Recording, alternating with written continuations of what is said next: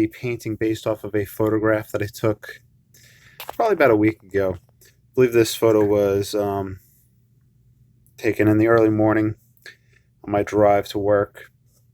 The contrast doesn't show up that great on the video that I'm looking at through the camera. But the sun was rising, and then we had a lighting effect on the road itself from my headlights. So I'm going to kind of focus on those two ideas and have that kind of glowing center with that light concept also on the ground. I'm not sure if I'm going to put in the building and street lights. Maybe we'll play around and see what we can do, either lift up, use the magic eraser, or paint something in there. Anyway, let me move this to the side. I'll take my Hake brush, we'll wet everything down. When going through my photos, trying to decide what I wanted to do, I was kind of thinking about quinacron gold, so I think I'll utilize that in the palette today. And I've been wondering how to get that kind of reflected light, that same feel on the ground, on the road, as there is in the sky. And I was wondering, do I use the same color as the sky? Do I tone it down by mixing it with something else? Do I dry it off and kind of put, I guess, like a glaze over it, a wash over it in that tone? And I was also thinking about quinacron gold and how it, for me, mixes easily towards a green. I usually utilize raw sienna as my yellow, but I wanted to experiment. And you'll have to forgive me. I feel like I say this often. I feel like I say that on the videos that monitor the weather. It might be that it was just a long year with a lot of work, a lot of different things going on. So I wet the paper. I'm going to use the Daniel Smith quinacron gold. There's some other brands that have it. I tried one other brand. I think I prefer the Daniel Smith as for right now. I originally got quinacron gold as a triad to use with indigo and brown matter, which I really enjoy, but I don't want to use it for that in the scene. I'm thinking that we'll use some cerulean blue. I'm pulling the cotton color for that. I'll put out some of the alizarin crimson hue as well. I know I've been talking about a lot, but burnt umber has been my go-to guy lately.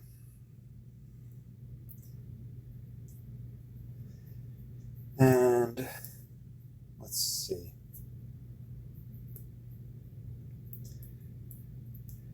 I've been playing with the Underthon blue, which has been fun. I'll put a little bit out, some more out. Maybe utilize it, I'm not sure.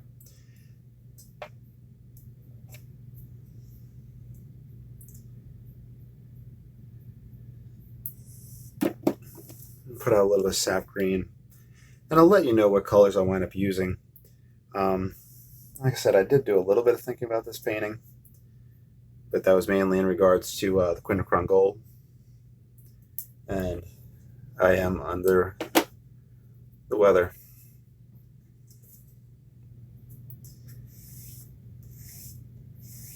All right, so this is a quarter sheet that I just tore of Stonehenge Aqua. It's the cold press, 100% cotton.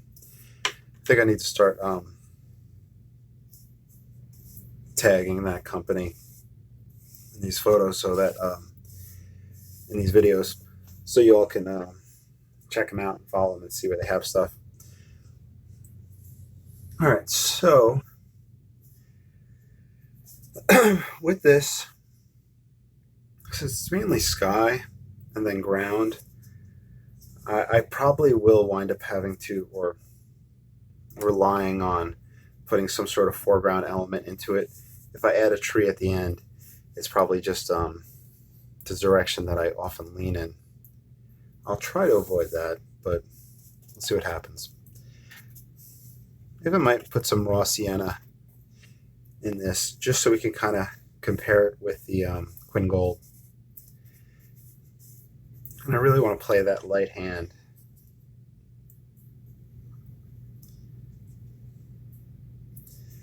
The Quin Gold is very neon yellowy for me. I'm not sure if that's the correct assessment of it, but it pops. It's a very pretty color. And I've been seeing it on other people's palettes more and more. So I think if you do, like I usually buy Cotman paint, Van Gogh paint brand. Then if I go into the more professional range, which is more pure pigments or higher concentration of pigments, I think is the way they usually differentiate. I'll go into the Da Vinci brand. But if you start going into that tier of the more expensive, I would definitely recommend adding Quinacron Gold to your palette, a collection of tubes. So Quinacron Gold, this is just not available in the Cotman and the Van Gogh student grade. And Cotman and Van Gogh would be the only student grade paints that I'd recommend. Mainly, I haven't really tried other student grade paints, but I did a lot of research, and that seemed to be the two that people are comfortable with. Decent light, good, not decent, good light fastness, good to excellent, and they've been upgrading them. So a lot of stuff in the past that's online is almost outdated because they've been constantly reworking those paints, I think.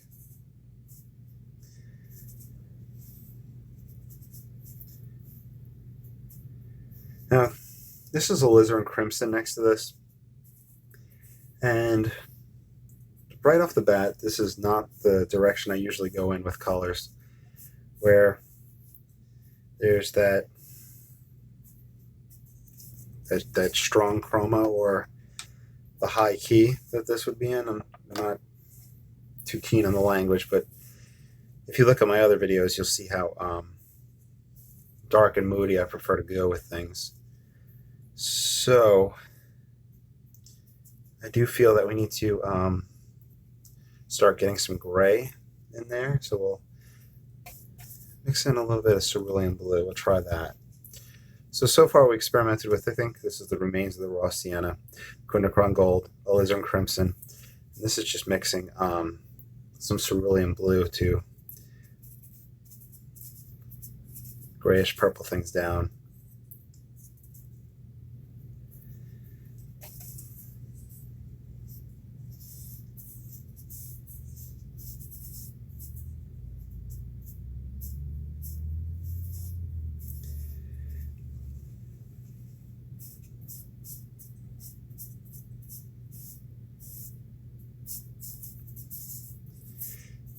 Everything's wet right now, so it'll help blend together. I'm working this a little more than I usually do, but with this photo, I think of it kind of as a framed darkness around it. So I might have to radiate up into that blue dark sky and then come back in around.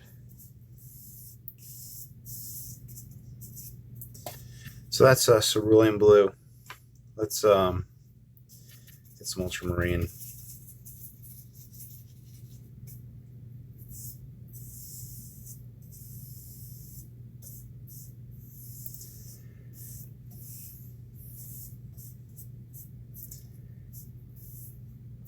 pull this in on the sides.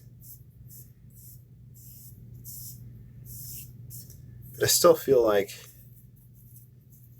maybe the word I was looking for earlier was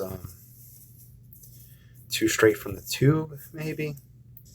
So I'm going to mix in the burnt umber. So this is going to, right now it has browned it quite a bit, but you can get a nice good gray with ultramarine and burnt umber. I learned about that mixture from books by James Fletcher Watson.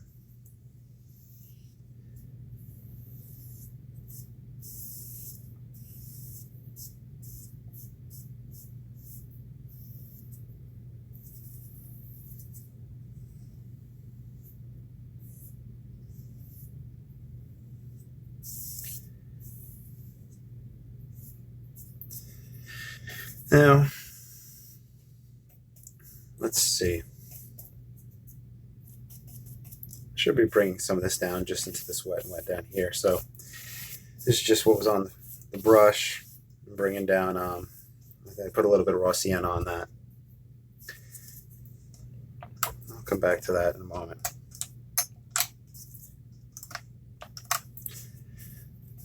This painting is essentially a race against time painting, where I'm experimenting with this wet and wet stage quite a bit. I know I do talk about how much I love letting things dry as I paint. Like sometimes I'll use the blow dryer, and other times I'll do the whole process letting it dry. But at this point, I'd usually be working on a horizon as opposed to still playing in the sky. I also have the Instapot going, which, oh my god, that thing is amazing. The day after Black Friday, Saturday, went into a few different stores. Went into Target. They had a whole big display of Instapots, different ones and whatnot. I'm going to mix in a little bit of alizarin, pinking it up as it gets lower down in the sky, these clouds. Where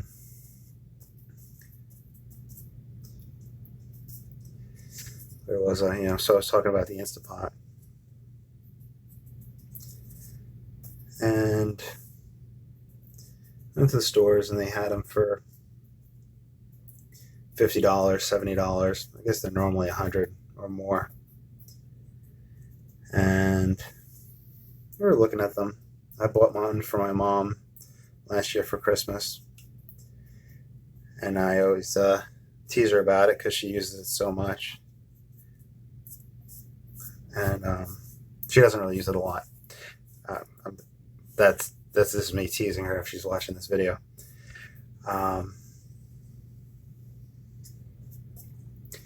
So anyway, so we were looking at it. I was thinking about it, and I was like, you know what? Let's just get it. Make some. I got some strong Quin Gold on here. Let's put it down for that reflection. This is one issue that I have with the Quin Gold is that it pushes green very quickly, and for me, in my eyes right now, it's sitting on that greener side. I'm going to put darks on either side, pull it in, and I'm going to reshape this. I'm just bringing some down in. Anyway, let's rinse that off, clean it. Back to the Instapot. Bought the Instapot. It's been great. Just been throwing before I just threw some chicken in, some frozen chicken, some cans of green beans or beans and peas and all that, some seasoning that's made locally. In Louisiana, there's a lot of locally made seasonings. And just turned it on and let it go for about 40 minutes. We'll see how that turns out. I'm debating making rice to eat it over.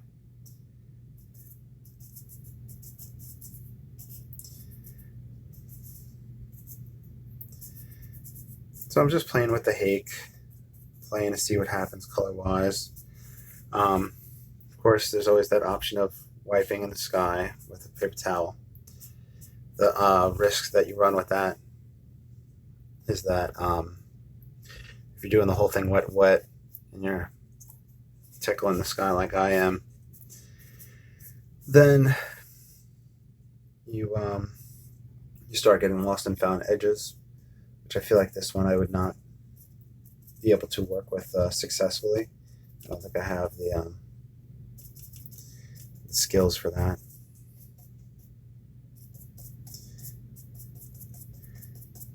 I'm taking cerulean blue and seeing what I could bring out in the sky, seeing what happens there. Here's some ultramarine.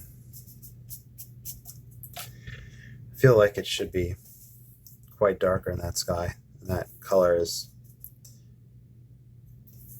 a little too unnatural. So I'm going to rely on Payne's Gray now, and we'll see how I could start bringing in another layer of dark on top of this.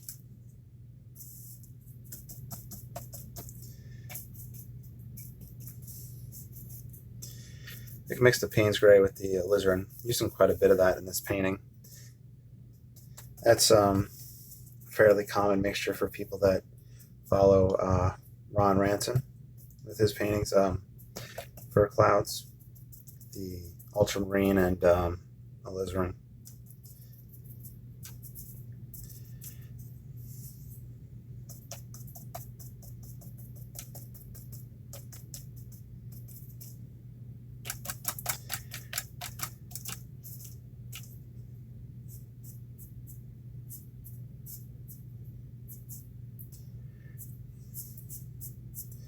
Something we can do as well, even though we're still wet and wet, if we're not getting that flow that we want, you can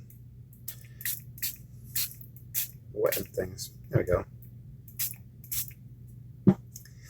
So let's put some water on. I'm going to let that sky settle for a moment. I'm going to take my darks, come down and kind of play with this ground composition. My ground has to be darker than my sky in tonal value, especially with that sunrise. We have this bright highlight taking place from the sky rising. It might be interesting to make it a coastal scene and actually make this water, which, now that I'm thinking about it, I might actually do that. But we're very silhouetted here in this. What I mean is, like, it's very dark. So now I'm playing with the indothrone, mixing it with the the burnt sienna and the Payne's Gray. I probably don't need the Payne's Gray in there. It's just going for dark. So let's put in kind of line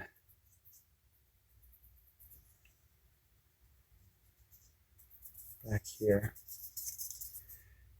and this is going to be dark as well.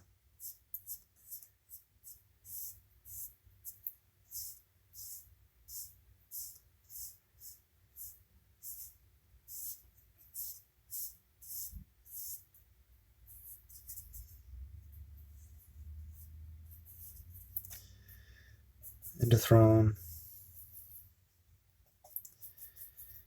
the umber. I want to get a subtle variation back here. You can see that there's more concentration of indothrone in this than the raw sienna, burnt sienna.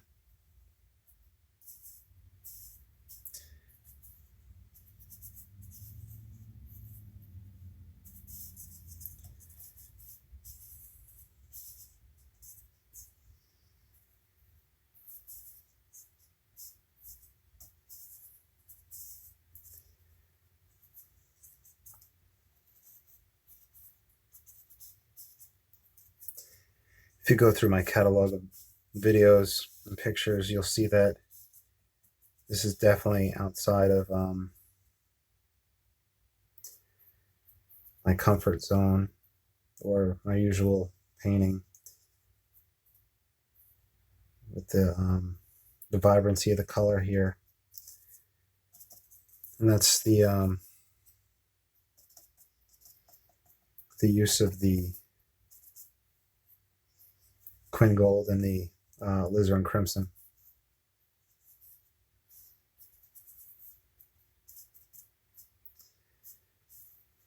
So I haven't done water or studied water like this in quite some time.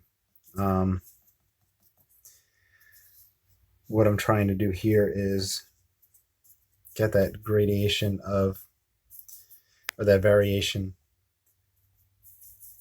of the highlights from the sunrise and the darks of the water. Trying to mix a much more concentrated dark because it's going to be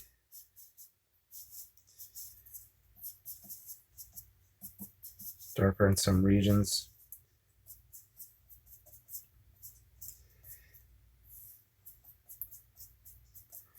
I'll have to flip through some books on and some videos on maritime painting.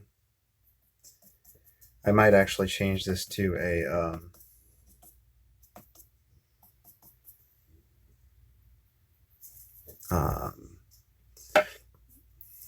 crawfish pond or a rice field with the water rising over that, where we'd have the growth of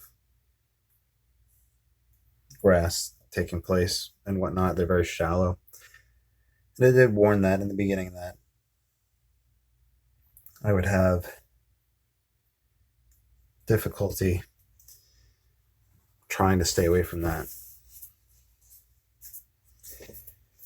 Now here, since it's still damp, I'm just taking a flat edge of the paper towel rolled on the corner. I can just lay it flat and lift up some lines and some highlights out of it. And you could obviously vary the length of it by just taking smaller bits.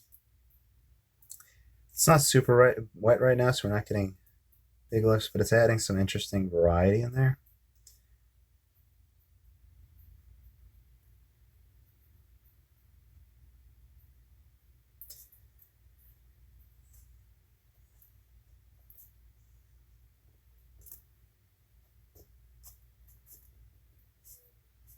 Sideways swipe, go back and forth.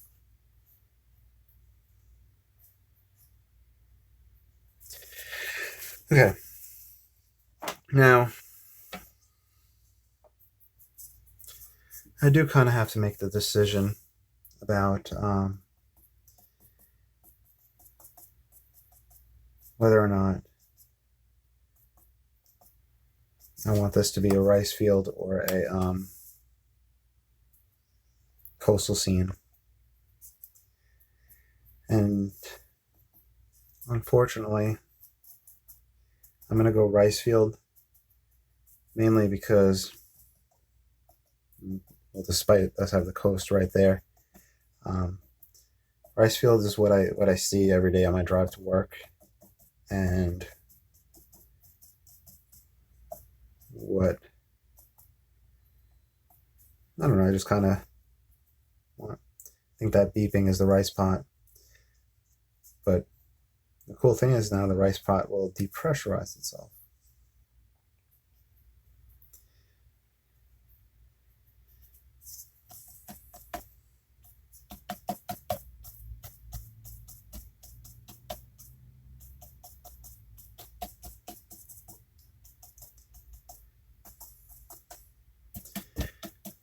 This allows me to bring in darks. If I do this grassy type effect, you don't have to think about it as a rice field. You can think about it as flooded fields or water coming over the edge of stuff. I can take, at this point, there's always that kind of challenge to myself. Do I want to stay away from the rigger brush or do I not? and see if I could do the whole thing with a hake. But I am pulling out a card for some scratching.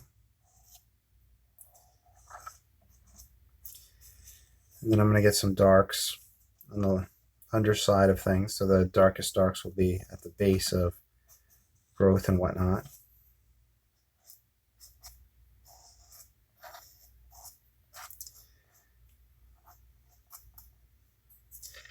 I could experiment with picking out little highlights back here to see if we can get the illusion of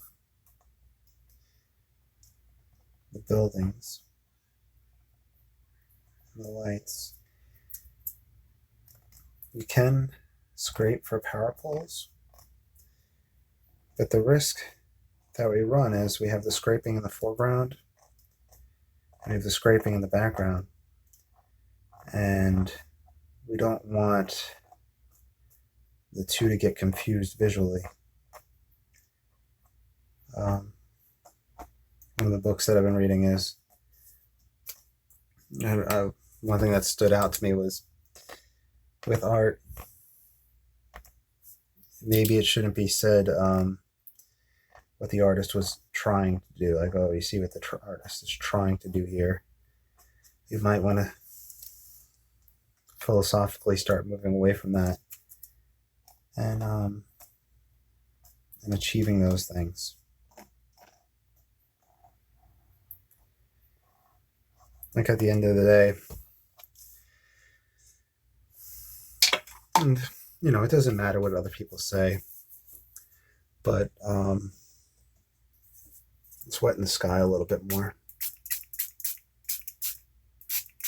But one of the things, and this is kind of contrary to a lot of the stuff that I say, at the end of the day, a lot of people will define themselves by what other people say about them. It's awkward for me to call myself an artist. Like putting a label on oneself, or at least for me it is. But then if other people call me an artist, then it seems like, oh, well, okay, maybe I am an artist. And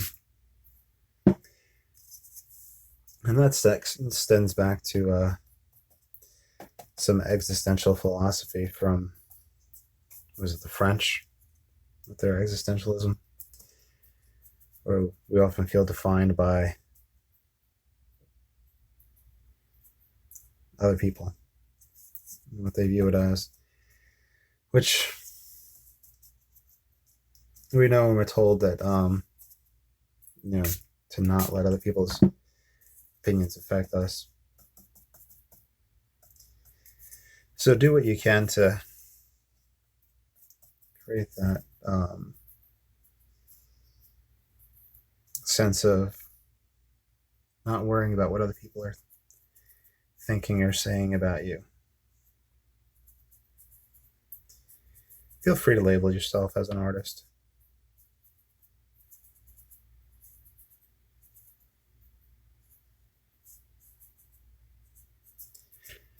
So I had wet the sky, and I just used my mixture that I've been using down below, up in that areas, and kind of just tickling around.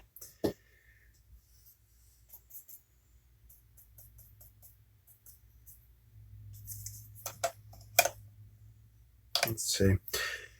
Now, I had mentioned that I want to get way darker on the bottom side of these things, so I'm going to see what I can achieve with almost pure Indithron and the raw burnt umber. I don't know why I keep on saying raw sienna. I have it right next to it on the palette, and really going to put that in. Now, this is going to help the foreground come forward with that excessive darkness. It is going to dry some. It helps establish the ground is the ground, a vertical upward movement to the ground. I know I like to hang the edge of this off the table So I don't know if you catch that in the video. I'm just doing my upward strokes with this, pats.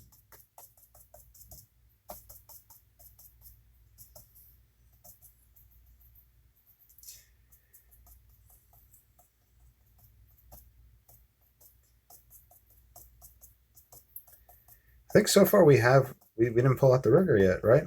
Maybe this will be the one where we can stay out. I think an interesting thing about this painting, the process, which I'm going to talk about right now while I do this, and this will help me kind of separate my mind from what I'm doing. Let it get more random. But one thing that I think paid off successfully was putting that Quinn gold in first.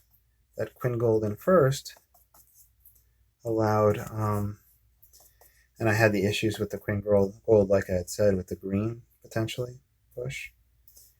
And doing that at first allowed me to then put my darks over it and push it back and kind of control it. So I think personally for me, Quinn Gold is a first layer of the painting, first approach, and then I can kind of come in and try to control it after that.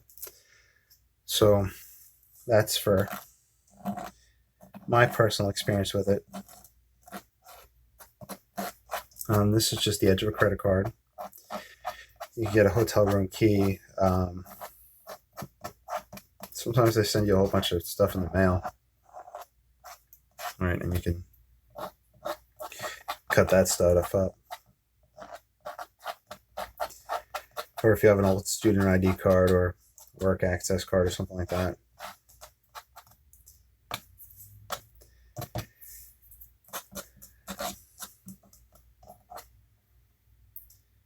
What I'm going to try to do is a little bit of counter change here. There won't be so much counter change, but I'm going to take a round edge so I can get a nice scrape. We're going to come out to that sky and break that right up there. So we got the lighter over that dark.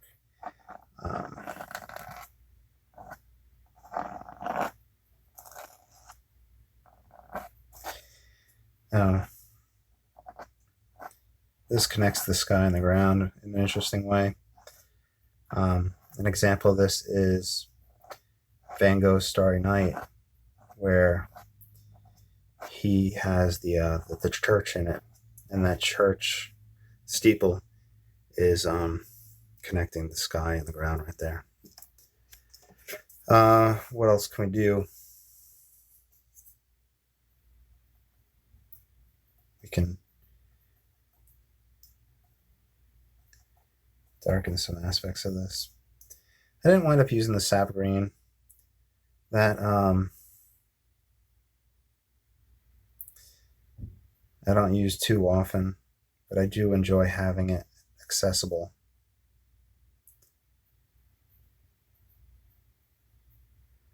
I'm just using the hake for this. More of a challenge to myself than any purpose. I just have this one piece coming off.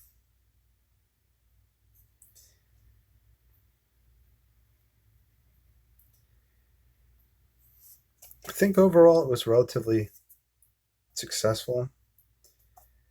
I personally would like some more darks here, so let's see.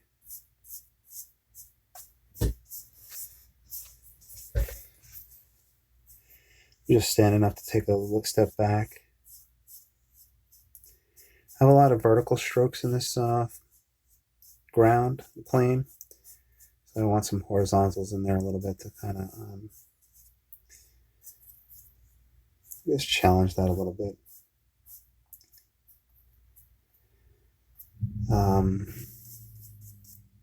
There's a Ron Ransom book where he talks about another art teacher, and I can't think of the guy's name at the moment.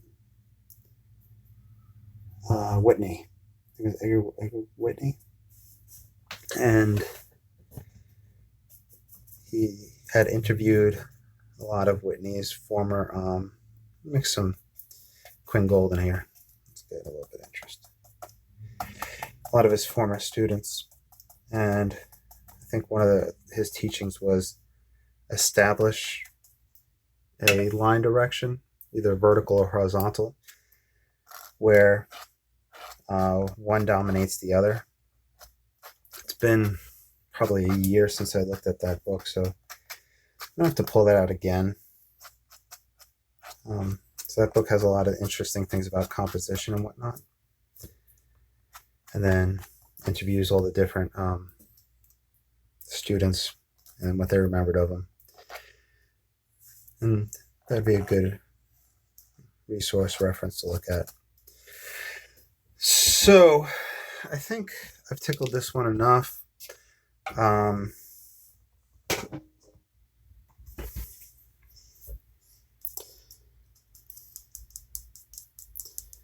We're going to dry it off, and then we'll put a mat over it. So if you're watching, hopefully it doesn't get too loud. Ready? 1, 2, 3.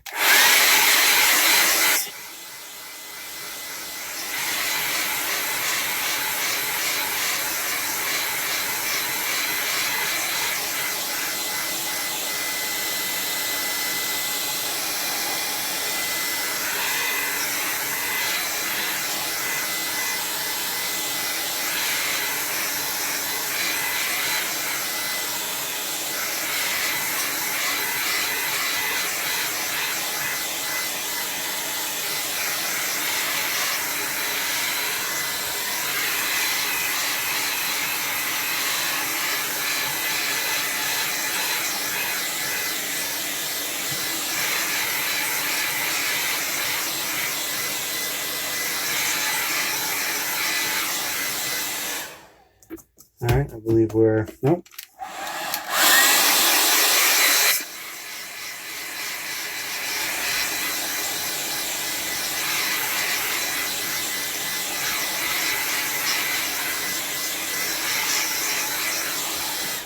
All right, so let's unclip this. I'll put the mat. I think this will help me push in a different tonalist approach. I would like to kind of darken the clouds and get a more moodier feel to the sunrise in the future, but I'll do it on a different painting. That's one thing that I have a hard time doing, is going back to other paintings.